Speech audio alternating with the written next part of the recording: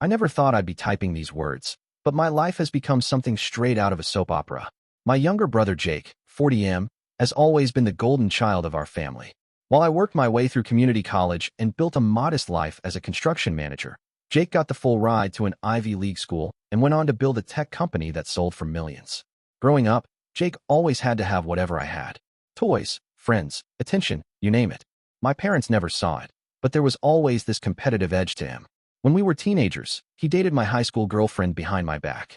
When I got my first management position, he showed up at the company Christmas party with a luxury car just to show off. I tried to be the bigger person. I invited him to my wedding when I married Rachel. I even asked him to be my best man, thinking we could finally move past the rivalry.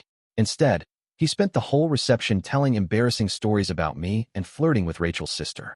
We barely spoke for 2 years after that. Rachel and I had our daughter Emma early, when we were both 26. Being young parents wasn't easy, but we made it work. Jake would show up occasionally with extravagant gifts for Emma, a designer dollhouse when she was 5, a MacBook when she was 10, things that made our Christmas presents look pathetic in comparison. I'd tell him to dial it back, and he'd act offended, saying I was denying Emma nice things because of my issues. When Rachel died of cancer 7 years ago, Jake actually stepped up. He helped with medical bills, took Emma out to keep her spirits up while I was drowning in grief and hospital paperwork. For a moment, I thought tragedy had finally matured him. I was grateful, genuinely. Emma struggled after her mom died. She was 14, angry at the world, and I was barely holding it together myself. Jake offered to let her stay with him over school breaks since I couldn't take time off work.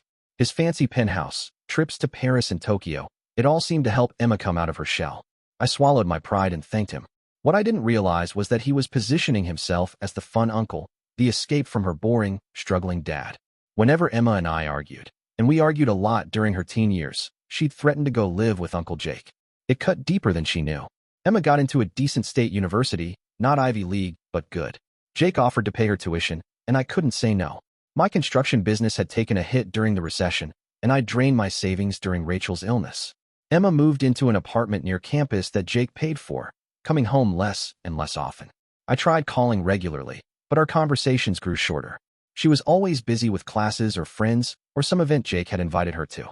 Last Thanksgiving, she didn't come home at all, saying she was going skiing with friends at Jake's vacation house in Aspen. The truth hit me like a freight train 2 months ago. Emma called, crying, saying she needed to talk in person. When she showed up at my door, her face pale and hands shaking, I knew something was terribly wrong. She sat on our old couch, the one we'd picked out with Rachel, and told me she was pregnant. My first thought was that she needed support with a college boyfriend's baby. I started assuring her we'd figure it out together. Then she said, "Dad, it's Uncle Jake's." The room seemed to spin. I heard Emma's voice continue, but her words sounded distant, underwater. "Jake, my brother, the uncle who had bounced her on his knee as a toddler, the man who had helped pay for her mother's funeral." I felt bile rise in my throat. "How long?" I managed to ask. Emma stared at her hands. "It started last summer. I was interning at a company near his office. We'd meet for lunch, and he'd tell me about Mom, stories I'd never heard before." Her voice trembled. "He listened to me, Dad. About school, about my dreams, about everything." I wanted to scream that I would have listened too, if she'd given me the chance. Instead, I asked, "Does he know? About the baby?" She nodded. "He wants to support us. He says he loves me. He's 40 years old, Emma. He's your uncle." The words exploded out of me. "Not by blood," she shot back. "He's your half-brother, Dad. We checked. It's not illegal." That technicality, that Jake and I shared only a father, seemed so meaningless compared to the betrayal. Jake hadn't just been my tormentor growing up. He'd been Emma's uncle in every way that mattered. He'd attended her dance recitals, helped her with science projects, given her advice about college. All while plotting this. "I need to talk to him," I said, grabbing my keys. Emma blocked the door. "Dad, please. He's going to call you tomorrow. We want to do this right." "Do what right?" I demanded. "We're getting married," she said, her hand moving protectively to her stomach. In the spring, I sank back onto the couch, my legs no longer able to support me. My daughter, my child, was pregnant by my brother and planning to marry him. The room closed in around me. Emma stayed that night, sleeping in her childhood bedroom.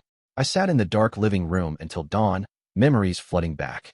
Rachel holding newborn Emma, wrapped in a pink blanket. Jake bringing a ridiculously expensive crystal mobile for her crib. Emma's 5th birthday, when Jake showed up with a pony, an actual pony, making my carefully planned party seem pathetic. The way Emma's eyes had lit up when Jake was around, Even then, had this been his plan all along? To take everything that mattered to me? The next morning, my phone rang. Jake's name flashed on the screen. I answered without speaking. Tom, he said, his voice calm, rehearsed. Emma told me she spoke with you. I know this is a shock, but I hope you'll give me a chance to explain. Explain what? How you groomed my daughter. The words felt like acid. It wasn't like that, he insisted. It happened naturally. We connected on an adult level. Emma is mature for her age, you know that. She's 21, Jake. You changed her diapers. I love her, he said simply. And she loves me. The baby wasn't planned, but we're committed to doing the right thing. I laughed bitterly. The right thing would have been keeping your hands off my daughter. Emma came downstairs and saw me on the phone. She held out her hand for it. I shook my head, but she insisted. Let me talk to him, Dad. The way her face softened when she heard his voice broke something in me. They spoke briefly, and I caught fragments. He's upset. Give him time. We'll figure this out. After she hung up, Emma sat across from me. I know you think he manipulated me, Dad, but it wasn't like that. I pursued him too. For years, actually. What? Since I was 18, she admitted. He turned me down, said it would hurt you too much. But last summer, she trailed off, then squared her shoulders. I'm not a victim here. I'm an adult who made a choice. And now I'm having a baby with the man I love. The words hit me like a sledgehammer. My daughter. My brother. A grandchild that would also be my niece or nephew. How had my life come to this? I need time, I told her. This is too much. Emma nodded, tears in her eyes. I understand. But Dad, I hope you can be part of our lives. Of the baby's life. After she left, I called in sick to work for the first time in years. Then I did something I'd never done before. I called my father, Jake's, and my shared parent, who had always favored his younger son. Dad, I said when he answered, we need to talk about Jake. My father was silent for a long moment after I explained the situation. Well, he finally said, his voice unnervingly calm. Emma's an adult. If this is what she wants. Are you serious? I nearly shouted. You're okay with your son marrying your granddaughter. They aren't blood-related, Tom. It's unusual, but... Unusual? It's twisted. Jake has known her since she was a baby. He was her uncle in every way that matters. My father sighed. Jake told me last week. He said he expected you'd react like this. The realization that Jake had already secured our father's approval hit me like a punch to the gut. Of course he had. Jake always made sure to win Dad over first. I can't believe this, I said. All of you. It's like I'm living in some alternate reality. Son, my father said, sometimes in life we need to accept things we can't change. Focus on the fact that Emma's happy. I hung up without responding. My entire family had lost their minds. The next few weeks passed in a blur. Emma texted daily, updates about the pregnancy, and pleas for me to meet with Jake. I responded minimally, unable to process everything. Colleagues at work noticed something was wrong, but I brushed off their concerns. One evening, my doorbell rang. I opened it to find Jake standing there, hands in the pockets of his expensive coat. Can I come in? He asked. Every instinct told me to slam the door in his face, but I stepped aside. If nothing else, I wanted answers. Jake settled on my couch, the same spot where Emma had dropped her bombshell. The irony wasn't lost on me. Tom, he began, I know you're angry. Angry doesn't begin to cover it. But I want to try to explain. He leaned forward. What Emma and I have is real. It wasn't planned. It wasn't some twisted revenge against you. It just happened. Things like this don't just happen, Jake. You were the adult. You were her uncle. I know. He actually looked ashamed. I tried to fight it. When she first told me how she felt, I kept my distance. But last summer, she told me, I said flatly, that she pursued you first. Jake nodded. She did. But that doesn't absolve me. I knew better. His admission caught me off guard. I'd expected denials, justifications. We're having a baby, Tom. Your grandchild. My child. This mess between us, our history, it doesn't have to define their future. I stared at my brother, seeing glimpses of the boy who'd always wanted what I had. But I also saw something new, genuine fear. Fear that his child would grow up in a fractured family, just as we had after our mother left. Emma misses you, he said quietly. She needs her dad. And you? I asked. What do you need? Jake looked surprised. I need to know my child will have a complete family. That includes you. The weeks that followed were uncomfortable. Jake and Emma invited me to dinner. I accepted stiffly. We sat in Jake's luxurious dining room, making awkward conversation. Emma showed me ultrasound pictures. Despite everything, I felt a tug seeing that tiny profile, my grandchild. Gradually, these dinners became a regular occurrence. Jake made efforts I never expected, consulting me about baby names, asking about my experiences raising Emma, even apologizing for specific incidents from our childhood. It wasn't perfect, but it was something. 3 months later, Emma called with news: twins.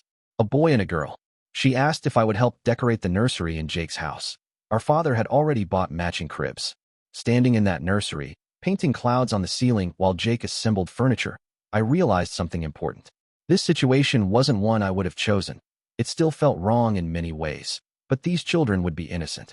They would need a grandfather who loved them, not one bitter about circumstances beyond their control. I'm doing this for them, I told Jake as we worked. Not for you. He nodded. I understand. But Tom, I am sorry. For everything. It wasn't enough. It might never be enough.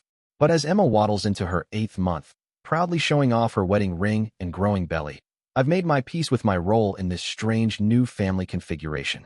My brother made my life hell, then got my daughter pregnant.